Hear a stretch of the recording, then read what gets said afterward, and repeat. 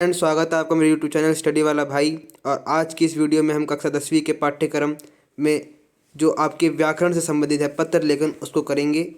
तो पत्र लेखन शुरू करने से पहले जानते हैं कि पत्र लेखन क्या होता है। पत्र लेखन के माध्यम से हम अपने भावों, विचारों, सूचनाओं और संदेशों को दूर दराज तक पहुँचाते हैं। ये अनेक प्रकार के होते हैं। विषय, संबंध और स्थिति के अनुसार भिन्न भिन्न प्रकार के पत्रों को लिखने का तरीका भी भिन्न भिन्न होता है। हम सुविधा के लिए पत्रों को दो भागों में विभाजित करते हैं। जैसे कि पत्र आप किसी व्यक्ति, किसी स्थिति के अनुसार उसके प्रकार अलग अलग होते हैं। मान लीजिए आप अपने दोस्त को पत्र लिख रहे हैं तो वो एक अनौपचारिक पत्र होगा, और अगर आप किसी संस्था, किसी स्कूल को पत्र लिख रहे हैं तो वो औपचारिक पत्र होगा। अनौपचारिक और औपचारिक समझ लेते पहले। अनौपचारिक का मतलब होता है जो आपका कोई घनिष्ठ व्यक्तिगत पत्र हो, जिसकी कोई व्यक्तिगत हो, आपसे उसका घनिष्ठ संबंध हो, वो पत्र अनौपचारिक पत्र कहलाते हैं। मान लीजिए आपका कोई दोस्त है तो आप उसको जो पत्र लिखेंगे वो अनौपचारिक पत्र की श्रेणी में आते हैं। और वही यदि आपसे कोई बड़ा व्यक्ति हो तो वह पत्र औपचारिक पत्र में आएंगे। और यदि आप उन पत्रों को सरकारी, अर्ध सरकारी और व्यावसायिक संदर्भों में लिखेंगे तो वो पत्र भी औपचारिक पत्रों में आएंगे। सामान्य जीवन व्यवहार तथा अन्य विशिष्ट संदर्भों में लिखे जाने पत्र, ये आप जो बधाई पत्र, निमंत्रण पत्र, शोक संवेदना पत्र, पूछताछ पत्र, शिकायती पत्र, संपादन को पत्र आदि जो लिखते हैं वो आपके सामान्य जीवन व्यवहार तथा अन्य विशिष्ट संदर्भों में लिखे जाने पत्र है, जो आपके सामान्य जीवन से रिलेटेड होते हैं। मान लीजिए आपके जिस इलाके में रह रहे हैं वहाँ पानी की किल्लत है, तो आप जिस जल अधिकारी को पत्र लिखेंगे वो औपचारिक में आएगा। तो इस वजह से जो आपके सामान्य जीवन व्यवहार में जो चरित्र जो चीज़ें घटित होती हैं वो भी औपचारिक पत्र के अंदर माध्यम में आती है। तो ये था औपचारिक और अनौपचारिक पत्र के बारे में। अनौपचारिक जो व्यक्तिगत पत्र होते हैं, जो आप अपने मित्र को लिखो, जो आप अपने दोस्त को लिखो। और औपचारिक जो आप किसी सरकारी को लिखो, अर्ध सरकारी लिखो, व्यावसायिक लिखो, और सामान्य जीवन व्यवहार तथा अन्य विशिष्ट संदर्भों में लिखे जाने वाले पत्र। अब पत्र के अंग क्या क्या होते हैं। आप कोई पत्र शुरू करेंगे लिखने से पहले तो उसमें आप किन किन फॉर्मेट को कवर करेंगे तो वो जानते हैं।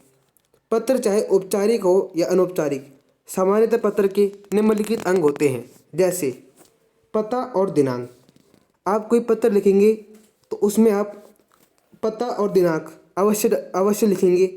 और संबोधन तथा अभिवादन शब्दावली का प्रयोग, आप उसमें लिखेंगे महोदय, प्रिय मित्र।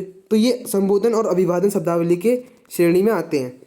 पत्र की सामग्री, पत्र की समाप्ति, स्वदेश के और हस्ताक्षर। पत्र की सामग्री लिखेंगे कि आप वो पत्र किसके लिए, किस कारणवश लिख रहे हैं। और पत्र की समाप्ति भी लिखेंगे कि आपका प्रिय मित्र, या आपका प्रिय छात्र, या आपका प्रिय शिष्य। आइए अब इनके बारे में जानकारी प्राप्त कर लें। पता और दिनांक। तो दोस्तों, पता और दिनांक जो होते हैं वो पत्र के बाईं ओर कोने में पत्र लेखन का पता लिखा जाता है और उसके नीचे तिथि दी जाती है। आप ये पत्र है मान लीजिए, तो आप इसके यहाँ कोने में पता लिखेंगे और उसके नीचे यहाँ पे आप दिनांक लिखेंगे। फिर आप यहाँ पे उसे संबोधन करेंगे, उसके फिर यहाँ पे आप उसके पत्र सामग्री का इस्तेमाल करेंगे। और संबोधन और अभिवादन में आप क्या क्या ले सकते हैं, जैसे पूज्य पिताजी, आदरणीय प्रधानाचार्य जी, पूजनीय, श्रद्धेय, प्रिय, प्रियवर और मान्यवर। इन संबोधनों का आप पत्र में इस्तेमाल कर सकते हैं। देख तो अभी तक हमने जाना कि आप जब अपने औपचारिक पत्र लिखते हैं तो आप इनमें मान्यवर, प्रिय, महोदय, इन सब का इस्तेमाल करते हैं। पर अनौपचारिक पत्र लिखेंगे तो देखिए, अनौपचारिक पत्र आप हमेशा अपने से छोटों के लिए लिखोगे। अब मान लीजिए आपसे कोई छोटा है तो आप उनको तुम करके बोलोगे, तुम्हारा प्रिय मित्र या तुम्हारा बड़ा भाई। आप उनको आप करके नहीं बोलोगे एक पत्र में, क्योंकि ये औपचारिकता को दर्शाते हैं। इस वजह से अपने छोटों के लिए आप अनौपचारिक शब्दों का इस्तेमाल करोगे। अपने बराबर वालों के लिए, मान लो अभी कक्षा में सभी विद्यार्थी एक ही समान एज के होते हैं, तो आप उनको अनौपचारिक पत्र लिखते समय अनौपचारिक पत्र आप अपने बराबर वालों के लिखोगे अपने घनिष्ठ व्यक्तियों के लिए, आपसे कोई प्रिय मित्र है, आपका प्रिय भाई है छोटा या प्रिय बहन है, तो उनको आप अनौपचारिक पत्र लिखोगे। औपचारिक स्थिति में हमें औपचारिक स्थिति देखते हैं। मान्यवर प्रिय महोदय महोदया, प्रिय जी, श्रीमती, सुश्री, नाम या उपनाम, आप ऐसे शब्दों का प्रयोग करेंगे। औपचारिक पत्र में महोदय या महोदय संबोधन शब्द के अल्प विराम का प्रयोग नहीं किया जाता है, क्योंकि अगली पंक्ति में हमें अभिवादन के लिए कोई शब्द नहीं देना होता है। इसका मतलब समझिए, यह आप पत्र लिख रहे हैं, यहाँ हम महोदय लिखेंगे तो यहाँ पे हम कोमा लगाइए, ना कि पूर्ण विराम।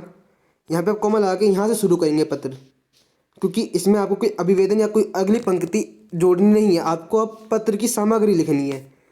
ठीक है। अनौपचारिक पत्रों में अपने से बड़ों के लिए नमस्कार, नमस्ते, प्रणाम जैसे अभिवादनों का प्रयोग होता है। जब स्नेह, शुभेच्छा, आशीर्वाद जैसे अभिवादनों का प्रयोग होता है तो मात्र संबोधन देखते ही हम समझ जाते हैं कि संबोधित व्यक्ति लिखने वाले से आयु में छोटा है। अनौपचारिक पत्रों में इस प्रकार के अभिवादन की आवश्यकता नहीं रहती है। तो देखिए, अनौपचारिक पत्रों में आप अभिवादन करेंगे अपने से बड़ों के लिए, और औपचारिक पत्रों में ऐसे अभिवादन की जरूरत नहीं होती है, क्योंकि आप उनसे तात्पर्य हमको उनसे व्यक्तिगत संबंध नहीं होता है, आपसे उनका कोई मिलाप नहीं होता है। जैसे कि आगे पिताजी हैं, आप उनको जानते हैं, व्यक्तिगत संबंध है उनका, तो आप उनको आदरणीय ये कह के पुकारें, क्योंकि आप उनको जानते हैं। पर अनौपचारिक पत्र में आप मान लो किसी जल अधिकारी को लिख रहे हो या आप जल अधिकारी को लिख रहे हो, तो आपको उनके बारे में नहीं पता है, तो इस वजह से आप उनमें संबोधन का इस्तेमाल नहीं करेंगे। और पत्र की सामग्री आपको पता ही है क्या लिखना है इसके अंदर, उसकी विषय वस्तु लिखनी है, आपने पत्र किस लिए लिखा है, आपकी क्या समस्याएं, समस्याओं का निवारण, और पत्र की समाप्ति आप किस प्रकार करेंगे। आप पत्र की समाप्ति करेंगे अनौपचारिक पत्र में अंत में लिखने जाने वाले और पाने वाले की आयु, अवस्था तथा गौरव गरिमा के अनुरूप निर्देश स्वनिर्देश बदल जाते हैं। जैसे तुम्हारा, देखिए मैंने आपको बताया था कि हम तुम्हारा का इस्तेमाल करेंगे, आपका स्नेह। अब देखिए, आपसे कोई बड़ा, आपसे कोई छोटा है, तो आप उनको इस्तेमाल करोगे तुम्हारा प्रिय मित्र, या आपसे आपका कोई मित्र है, और मान लो आपको आप अपने भाई को पत्र लिख रहे हो, तो आप लिखोगे आपका प्रिय अनुज हो, आपका प्रिय भाई। तो इसमें आपका इस्तेमाल करोगे जब आप अपने से बड़े व्यक्ति का किसी बड़े व्यक्ति को पत्र लिखोगे। आगे शुरू करते हैं। आपका आगे कैरी शुभचिंतक, विनीत आदि औपचारिक पत्रों में। अब आपका आगे कैरी शुभचिंतक, अब ऐसे अनौपचारिक पत्रों में आप इसको ख़त्म कर सकते हैं पत्र को। और औपचारिक पत्रों का अंत प्राय निर्धारित स्वनिर्देश द्वारा होता है, यथा भवदीय, आपका, शुभेच्छु आदि। बोले आप लोग आपका शुभेच्छु मतलब शुभचिंतक या शुभ इच्छा रखने वाला। इसके बाद पत्र लेखक के हस्ताक्षर होते हैं, और उसका अब हम हस्ताक्षर करेंगे। औपचारिक पत्रों का हस्ताक्षर के नीचे प्राय प्रेषक का पूरा नाम और पदनाम लिखा जाता है। ठीक है। तो अब हम आपको अनौपचारिक पत्र का एक उदाहरण दिखाते हैं, जो कि CBSE के 2016 के प्रश्न पत्र में आया था। आपकी अपने प्रिय मित्र से किसी बात पर अनबन हो गई थी, किंतु अब आपको अपनी गलती का एहसास हो गया है, अंततः उसे मनाने के लिए पत्र लिखिए। तो जैसे मैंने आपको बताया था, पहले पता, दिनांक, अभिवादन, फिर आप उसको किस प्रकार अभिवादन, उसका नाम या अभिवादन आपने करा, फिर पत्र सामग्री आपने यहाँ लिखी है। ये देखिए, मुझे ऐसे लिखिएगा, ऐसे लिखेंगे तो आपके 5 नंबर पक्के हैं। मुझे मालूम है कि तुम मुझसे अभी तक नाराज़ हो, लेकिन तुम्हारा नाराज़ होना व्यर्थ भी नहीं है। पहले आपने समस्या बताई, फिर आपने उसका निवारण करने के लिए बता जा रहे हो कि गत मई जून की छुट्टियों में मैं किसी पर्वतीय स्थल पर जाना चाहते थे, लेकिन मेरे ना कहने पर तुम अकेले ही अन्य मित्रों के साथ जाना पड़ा। तो आपने कारण बताया, आपने उस समस्या को बताया, कि आपने वो वजह बताई। उसके बाद मुझे अपनी गलती का एहसास है, अब आप अपना गलती का मान रहे हैं, और अब वह बोलने की हम चला गया, और हाँ इस साल छुट्टियाँ एक बार फिर आ रही हैं और मैं तुम्हारे साथ कुछ समय व्यतीत करने को तैयार हूँ, जिससे हमारी आपसी दूरी खत्म हो और हम फिर से अच्छे मित्र बन जाए। और एंड में तुम्हारा प्रिय मित्र और साइन, ये हस्ताक्षर जैसे आपने लिखा है राकेश कुमार गौतम, जिन्होंने ये पत्र लिखा है। इस प्रकार आप पत्र लिखेंगे तो आपको 5 नंबर अवश्य मिलेंगे पेपर में, आपको कोई नहीं काट सकता है। आपने पहले पता लिखा, दिनांक लिखा, अभिवादन लिखा, पत्र सामग्री लिखी, पहले आपने वो वजह बताई कि आपने पत्र क्यों लिख रहे हैं, फिर आपने उसका निवारण दिखाया, फिर आपने उसकी निवारण बता के आपने उसके नीचे अपना अभिवादन व्यक्त किया। ओ अंत किया उस पत्र का और उसके बाद अपने हस्ताक्षर किए। तो ये था अनौपचारिक पत्र का उदाहरण। अब आपको दिखाते हैं औपचारिक पत्र का उदाहरण। देखिए ये प्रश्न भी CBSE में 2016 के प्रश्न पत्र में आया था। निकट डाकपाल को पत्र लिखकर सूचित कीजिए कि 1 जून से 30 जून तक आपकी डाकघर में की संभाली जाए, क्योंकि उन दिनों आप घर पर नहीं होंगे। तो देखिए, सेवा में लोकपाल महोदय आपने लिखा, यहाँ पे एड्रेस लिखा। पहले आपने जिसको पत्र लिख रहे हैं उसमें सेवा में इस्तेमाल किया, क्योंकि ये औपचारिक पत्र का इस्तेमाल कर रहे हैं, आप औपचारिक पत्र लिख रहे हैं। उसके बाद में पता लिखा। उसके बाद आपने अभिवादन का इस्तेमाल किया, मान्यवर का इस्तेमाल किया। मैं कीर्ति नगर निवासी हूँ तथा 1 जून से 30 जून तक घर में उपस्थित ना होने के कारण आपको सूचित करना चाहता हूँ। आपने पहले समस्या बताई, पहले आप समस्या बता रहे हैं। फिर डाक वितरण करते समय विशेष ध्यान के तौर पर मेरे लिए हुई सभी डाक सूचनाओं को संभाल कर रख लें, जिससे मैं इधर उधर गलत जगह ना पहुँच पाए तथा मेरे आने पर मुझे मिल जाए। फिर आपने वजह बताई कि आप ये पत्र क्यों लिख रहे हैं।